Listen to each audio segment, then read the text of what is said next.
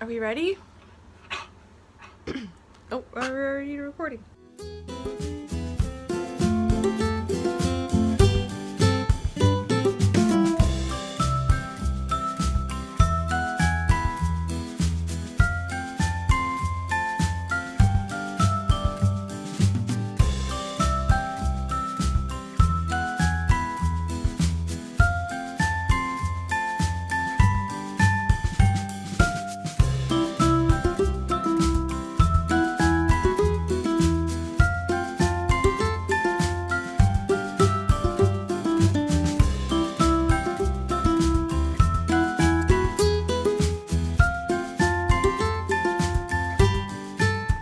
Welcome to the Once Upon a Corgi podcast, a crafty puppy podcast brought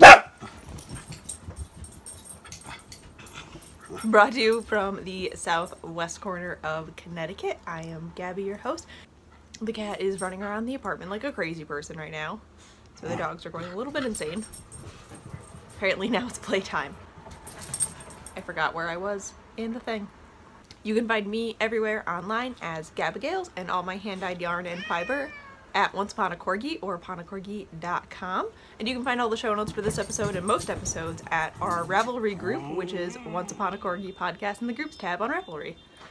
I apologize for the background noise. The cat and dog are playing, and Audrey's a little bit mad. Excuse me. I also just ate lunch, so we have a couple things to get into before we get into the nitty. I'm hoping this can go back to our regularly scheduled podcast, and that is giveaways and knit-alongs. So the Once Upon a Corgi knit-along has ended. It ended March 31st, and ooh, my show notes are over here.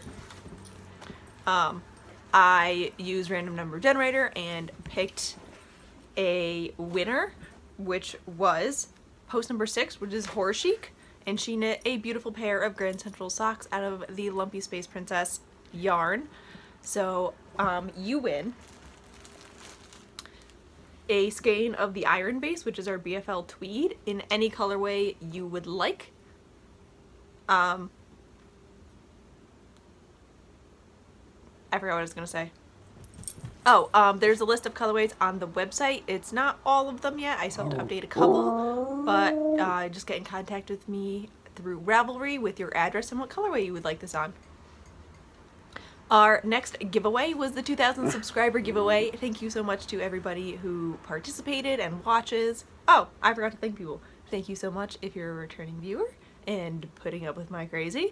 And thank you so much if you're a new viewer. I hope you enjoy the show. So we did a giveaway for it, and that was 2 skeins of Highland Handmade in Tugly Wood on her merino worsted base, which is this beautiful highlighter pink worsted weight, and a Stitching Plaza bag, which is Paris themed, very fitting, by the Stitching Plaza. And that was post number 23, Leanne. Thank you, Audrey. And the prompt for that was, what's your view on showing off like acquisitions on podcasts? Like, do you like it? Do you hate it? What do you think? Because sometimes I feel weird just listing things I bought and then like, I spent all this money. Yeah. I got a lot of good feedback. A lot of people enjoy seeing, you know, what people get. They use it as sort of a list of new dyers to check out, or super enabling. And then some people, which makes sense, like if you have a 30-minute long, that's absurd. Like a 15-minute long stash enhancement section that wasn't from like a Fiber Fest or something, then it's a little excessive, which I totally understand. So thank you for everybody's input. And she said she loves to see what everybody gets, and it gives her ideas on what she might like to get for herself. So Leanne, contact me on Ravelry and I will get this in the mail for you. Just had another announcement. Oh, so the Stitching Plaza has a coupon code for viewers of the podcast for free shipping from her shop, which is Corgi Free, and I'm going to put that in the down bar and in the show notes. So thank you so much, Georgianne, for that. Her bags are amazing. You should definitely at least look at her shop. If not, you know, try really hard not to buy everything, because that's what I have to do every time I look at it. Once Upon a Corgi will be vending at Connecticut Sheep and Wool April 29th in Vernon, Connecticut at the Agricultural Center, I believe. I'll put a link in the show notes for it. So I'm super excited and I can't wait. Okay, I think that's it. So let's get on to the knitting. This is like the most efficient podcast I've ever done. That's the cat. I am wearing my Verdure shawl by Fluffy Fibers in Dark Like My Soul on my previous fig base, which was the Silver Stellina. I have my Featherweight cardigan by Hannah Fettig in the Romantics as the base, and Coffee with My Cream as the button band and wrist, both on the penny base. And I'm also wearing my Lizzie skirt from Sew Over at London in my Cotton and Steel Halloween.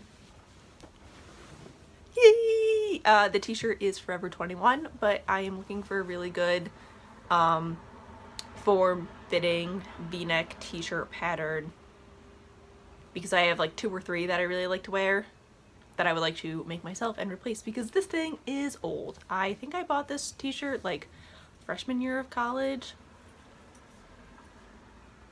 So we're pushing 9 years ago, so it's time to replace it and also time to make one.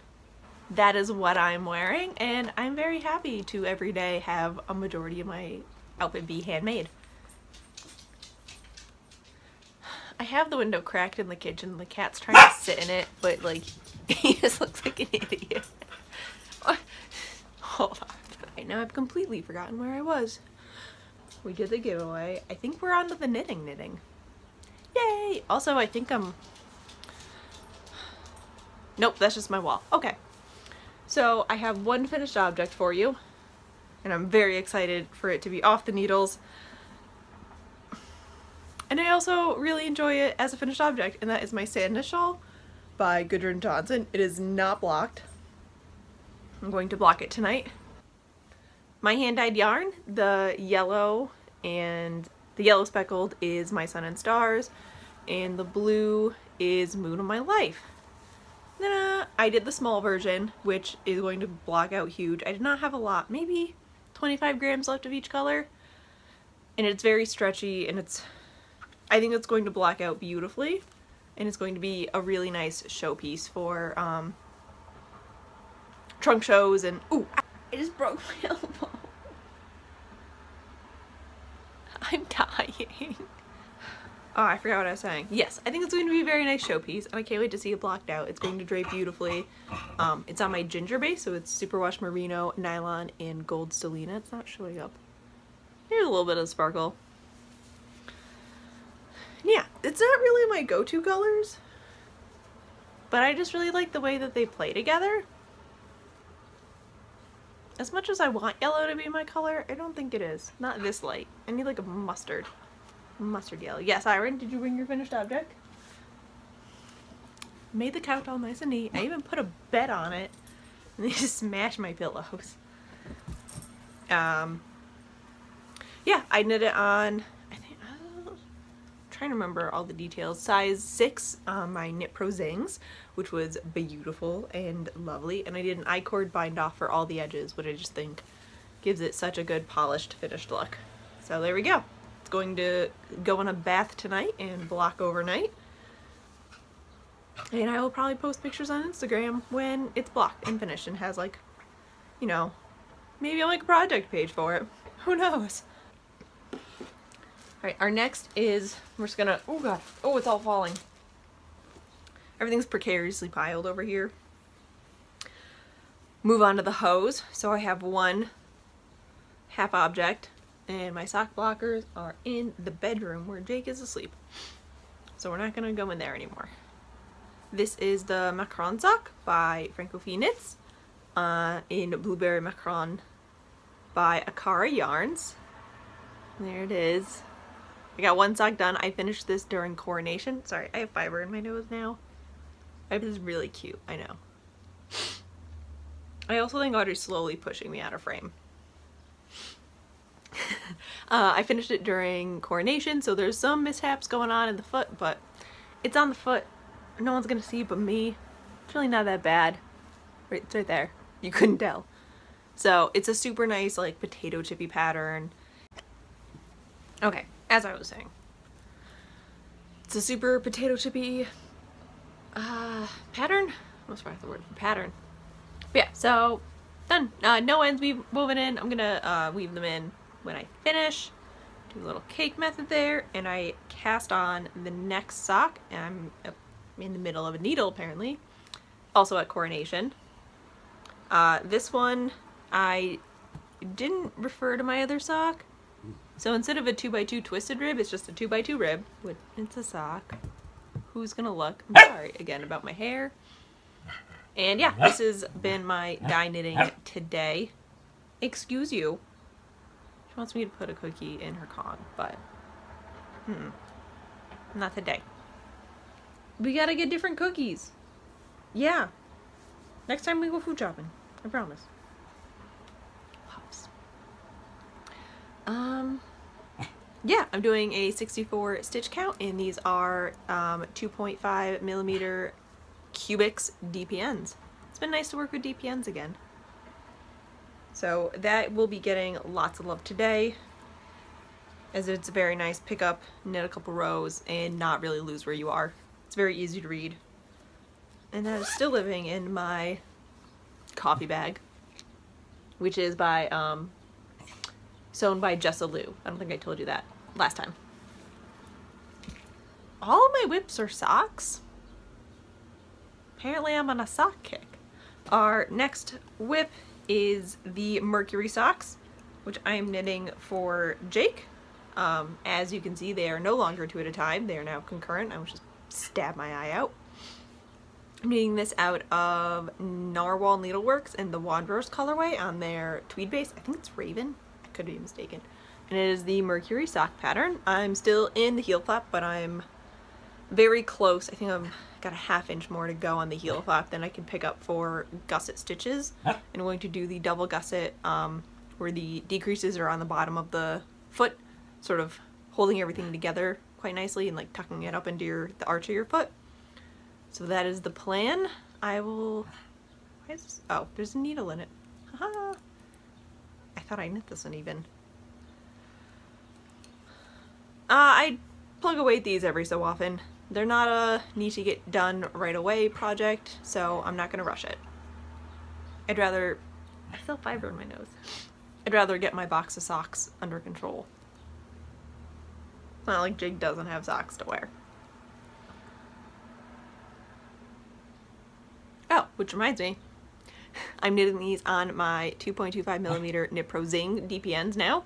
I was on 2.25 Chow lace, the red lace needle before. So yeah, I just can't. I tried very hard to do 2 at a time, and it was so slow, and the tangling, and it was just a mess. I just can't do it, which is fine. Just not for me. Our last sock is living, and this is living in my Erin Lane bag, is living in another Stitching Plaza bag, the Corgi Sushi bag, which, I just want to put everything in this bag. I love it. I didn't even knit at the Corgi meetup. I just walked around with the bag. It was wonderful. And this is my No One Knits Like Gaston sock. Ooh, and it's a tangled mess. Eee. So the plan for this is to do a cut-in afterthought heel. So my little burrito is holding where I think the heel is gonna go. I think this is a good long enough leg for me. And I did a 2x2 right, left? Yeah, left twisting cable for the ribbing. And after I did it and got a little ways down, I realized I should have done this in a contrast color, but I don't care. So I'm gonna continue doing it, but I will, next time I use this method, do it in a solid light color so you can see it better. But I was just testing out, I've been researching historical stocking knitting a lot recently. And I was reading somewhere that I feel like this doesn't work out because they must have had ribbing on theirs. That like the purl stitch wasn't popular until later on. Like Queen Elizabeth made silk stockings really popular because they were softer and nicer to wear than a linen sewn or wool woven stocking. have to go back and do my research. I don't want to tell you something and then have it just be a complete lie. But I read something about the purl stitch not being very popular or used until later in knitting history. So I wanted to see what the cabling did, because then I could use that sort of as a ribbing for my, the plan is to hand knit and naturally dye stockings for my SCA stuff. So that's where all that's going. So I just wanted to try out the cable. I did do purls in between, so cheated a little bit, I guess. And yeah, I'm doing this on 2.25 Hayas, and these are my movie knitting. I knit from about here down during Beauty and the Beast, which we saw this past Monday. We saw it. So I love this yarn. It is Peach Queen yarns in the No One Knits Like Gaston colorway. I love it so much. Yeah, I think I'm gonna put the heel in over the weekend, or maybe Friday. There's tomorrow or Friday. I'm gonna cut it. Oh my god, those are huge. Are those? No, don't bark at them. I want a video.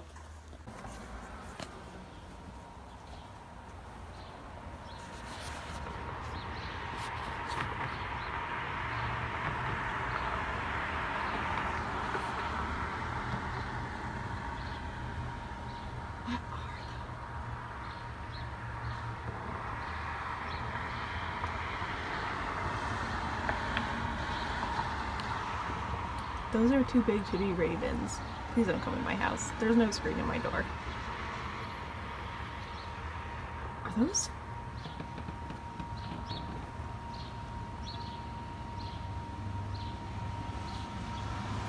Those are massive. Those have to be hawks of some kind, right?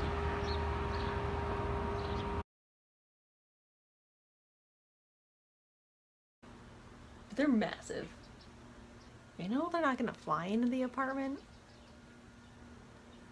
We're at like eye level with them right now. So, I was talking about this. The latest episode of Franco Faye Knits, she goes really into detail about the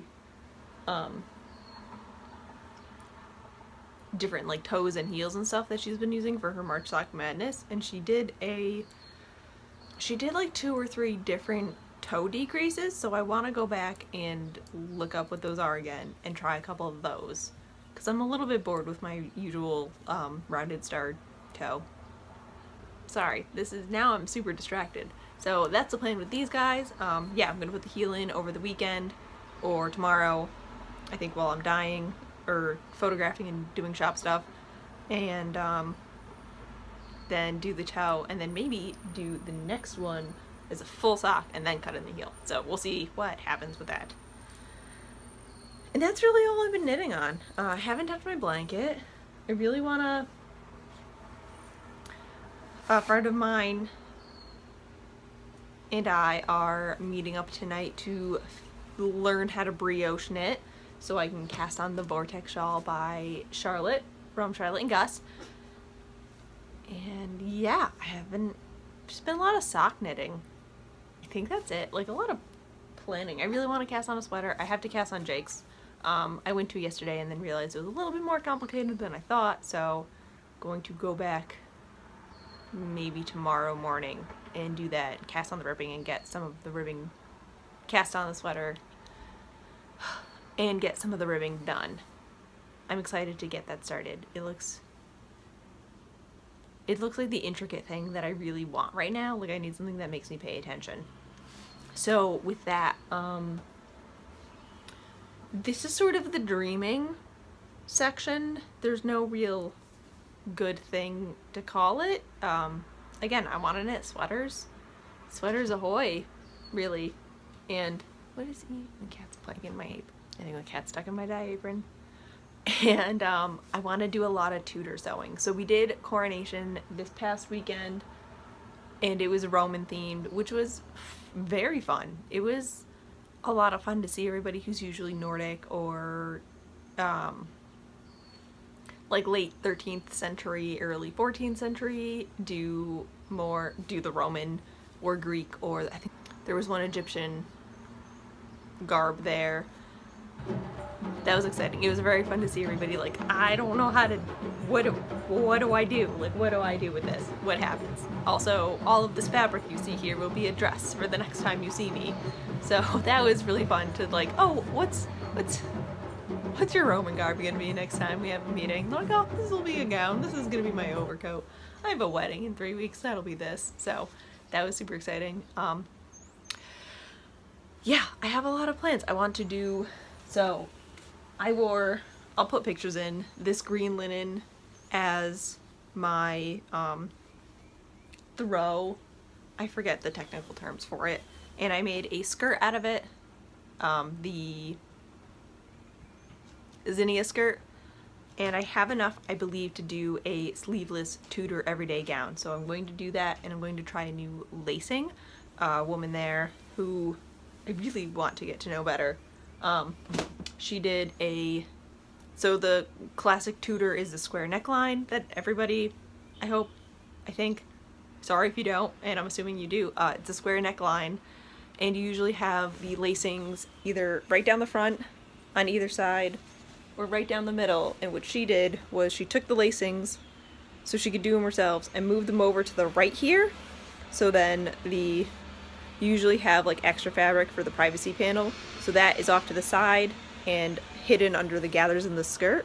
And then she had an extra piece of fabric fold over and pin on this side, so you didn't see any of the lacing, but she could lace it up herself.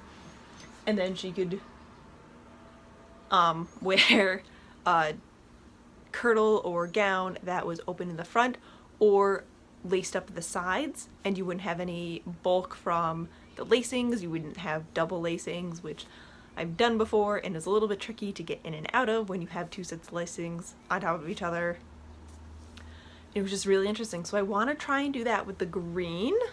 I don't know if it's very historically accurate. I'm gonna do some painting research, and everything usually says front, sides, or back depending on your status.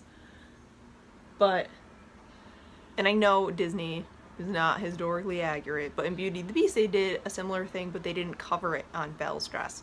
So I thought that was really interesting. So I'd like to try that. And then I can use the kirtle for every day and just wear it as is, or I have another light green gown I can throw over it, or I can use it as the base to like a more formal gown kind of thing. You know, capsule Tudor wardrobe apparently is my jam. And I also want to make a muffin cap, which is just a simple white muffin cap to conceal your hair. My head is very prone to slowly pushing hats off the top of it, like they sort of fly off that way. So I want to do a muffin cap to wear under, I have a mushroom hat. Is it a muffin cap? Mushroom cap? Damn it. I don't remember. I have a mushroom cap made of velvet, and I have a wide-brimmed black hat with feathers. So I would like to get just like a plain linen cap, maybe do some black work, embroidery on it. I'd like to do that. I think that'd be a nice small project. And I would also like to recreate my corset. I have cottony one. I have a really nice dark blue one with lacings in the front and the back. And accurate. I'd like to do another Tudor corset with steel boning, because the first one I did I had the plastic boning, so I'd like a more structured thing. And I do, the blue corset could work, but it doesn't close all the way in the back. It's open by 2 or 3 inches, like right at the kidneys, which I'm not used to.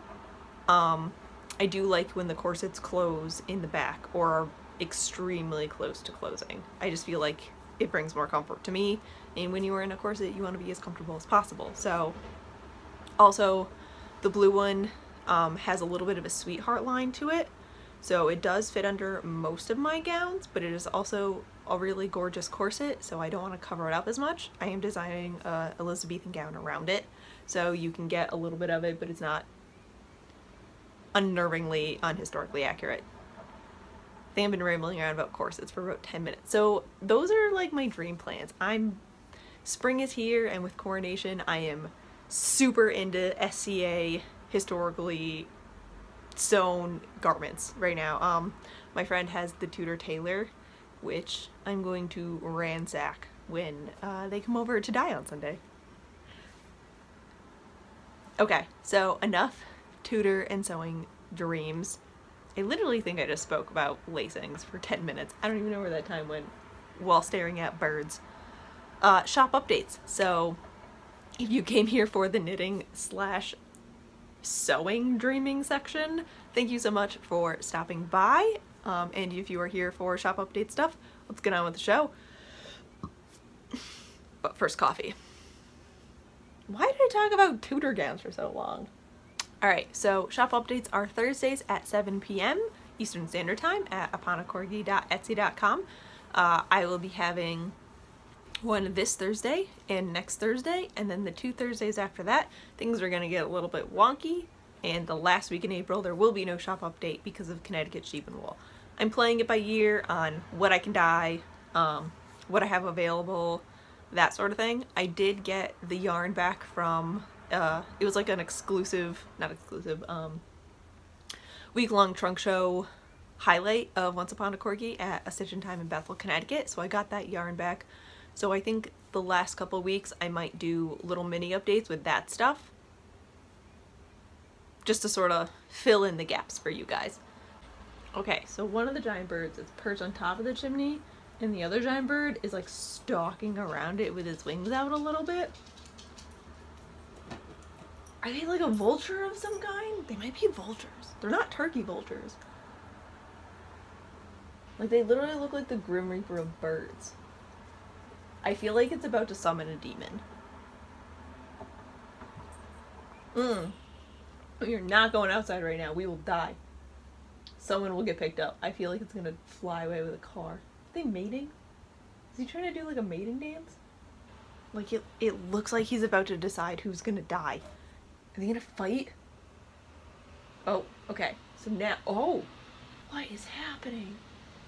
Okay, so now one of them is standing next to the other with its wings out open. They must be mating. Oh my god, they're gonna...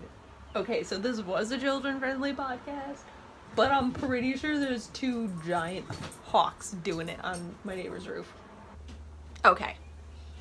I was doing shop update. And my cat's stuck in a window. Oh my god, what is happening? I just wanted to record a podcast real quick on my lunch break. So weird. Okay, so shop update. Yes. I will have Narnia on Ginger, essentially across all bases. By all bases, I mean this week our bases will be Ginger, Penny, Tesla, and Marie Cutie. So that is Tesla and Ginger, which I think this colorway looks amazing with the sparkle. Peter Rabbit. This is on the Marie Cutie base, and this is on Ginger. And so I saw Beauty and the Beast. Keep an eye on those guys. And I couldn't help but make a Beauty and the Beast yarn. I don't know if this will be a regular. I haven't decided. It was pretty labor-intensive. Don't go there, you're gonna get eaten. They're gonna eat you. Do you see how big those things are? We don't know what they are. They could be corgi hawks. I forgot what I was gonna call this. I think Secret of France? Rose of France? I don't remember. It'll be in the Etsy shop. Ta-da!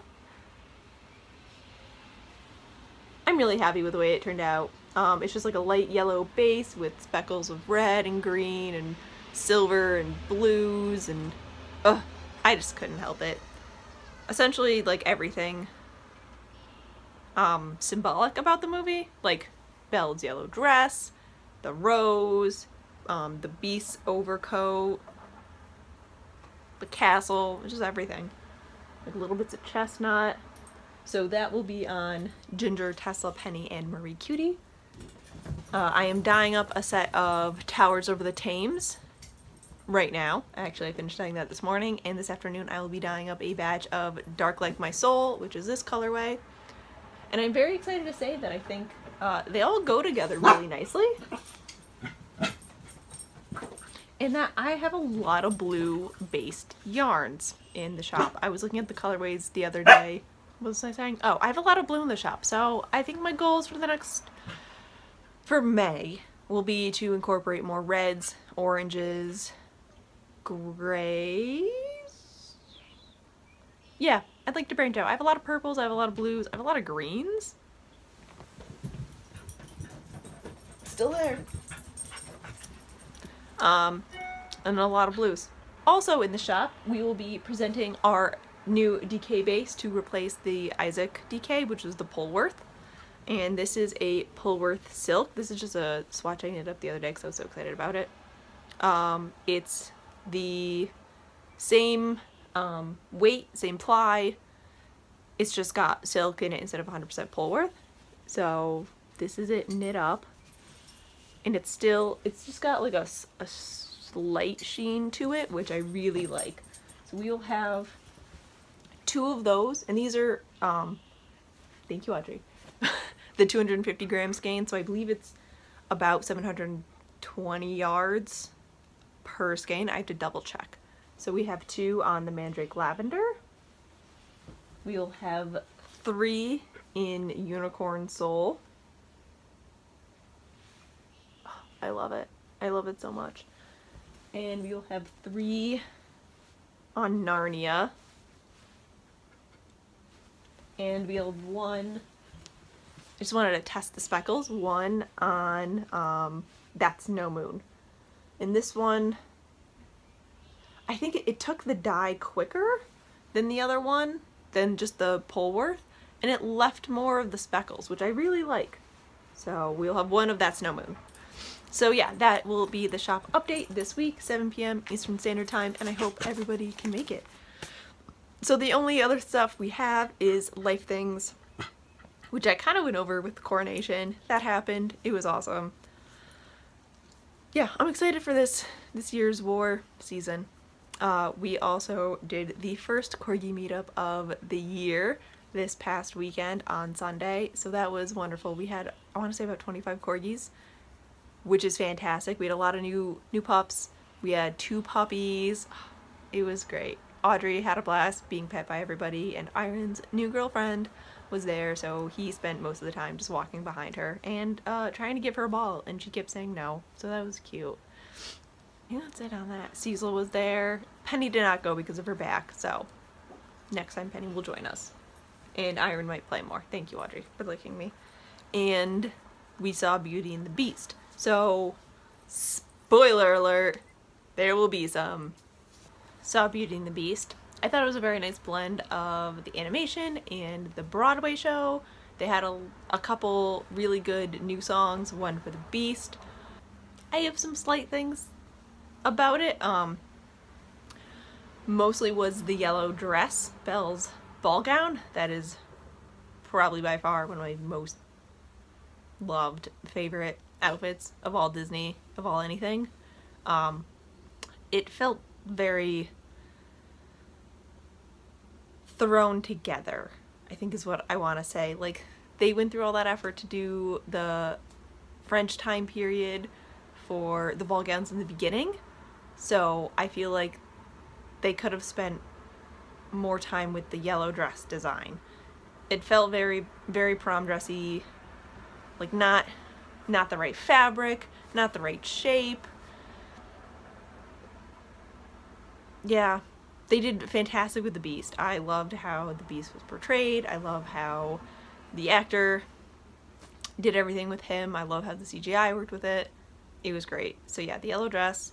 No, I enjoyed the music. I couldn't figure out what I didn't like about Gaston's song for a while, and then I downloaded the soundtrack and was listening to it yesterday, but they don't have the line, "and every inch of me is covered in hair."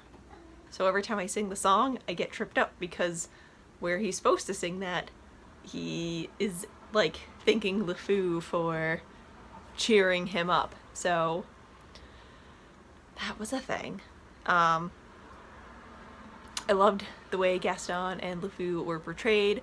LeFou's character was probably one of my favorite. I love his development and like how he kind of turns a new leaf at the end, like, you know what, this guy's pretty crazy, so I'm gonna go on the teacup side. Yes. Also, I thought it was really funny. I don't know if like the kids got it in the beginning when during Belle's first song, when Gaston's just like, she gives me the, and LeFou goes, je ne sais quoi, and he goes, I don't know what that means. I laughed. I cackled a little bit because he's supposed to be French, so he should know what that means. But then it's even funnier if he's French and he doesn't know what that means. But overall, I thought it was a really nice movie. I think it's a really good, like, new generation of Beauty and the Beast. I enjoyed Codsworth and Lumiere a lot. Mrs. Potts just wasn't as bright and cheery as I thought she was gonna be. But this is all like nitpicky kind of things. Like, I get it's kind of hard to make a teapot be animated when it's a live action movie, so I thoroughly enjoyed the romance between the opera singer and the harpsichord player / wardrobe and harpsichord. That was wonderful. That was beautiful. So yeah, I highly recommend seeing it. Again, I will be seeing it again. I listen to the soundtrack for the past 3 days now, so I only cried at one part, which is when, oh, that was the other thing. So they do change a couple things around, like her dad is no longer an inventor, he's an artist, which I guess is an easy switch, and it does fill in the holes for like what happened to her mother, why are they in this tiny town.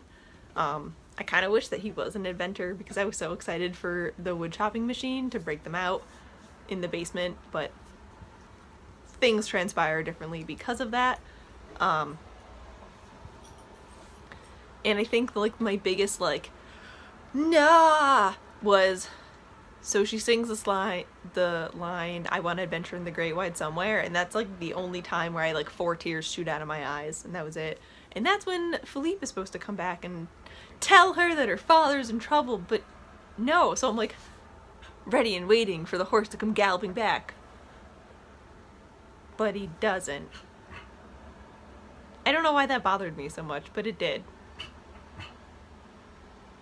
I know, Iron. I don't know why it does either. I don't know. Who knows? Sorry for this rambly mess.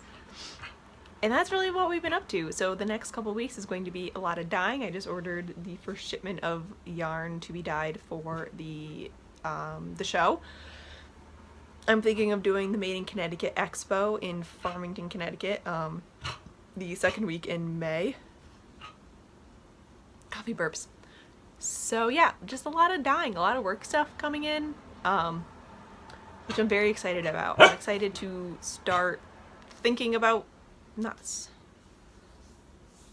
growing more. Like, I have relatively small updates, so I'd like to sort of like get my act together and not act together.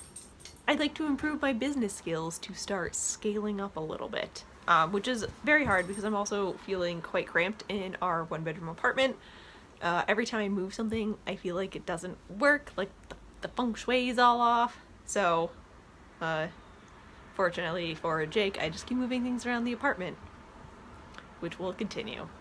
Spring is here, and I want to spring clean, and I want things to work. So, yeah. I'm gonna let you go because I keep rambling, and apparently I have a large fear of hawks attacking me in my apartment now. Who'da thunk it? So thank you so much for watching and putting up with the rambling and birds.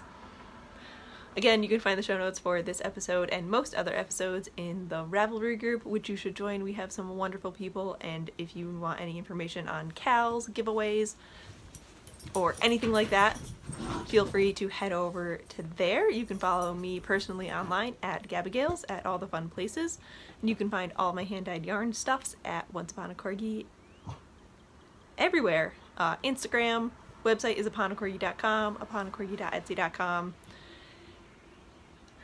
And yeah, thank you so much for watching, and I'll see you next week. Bye!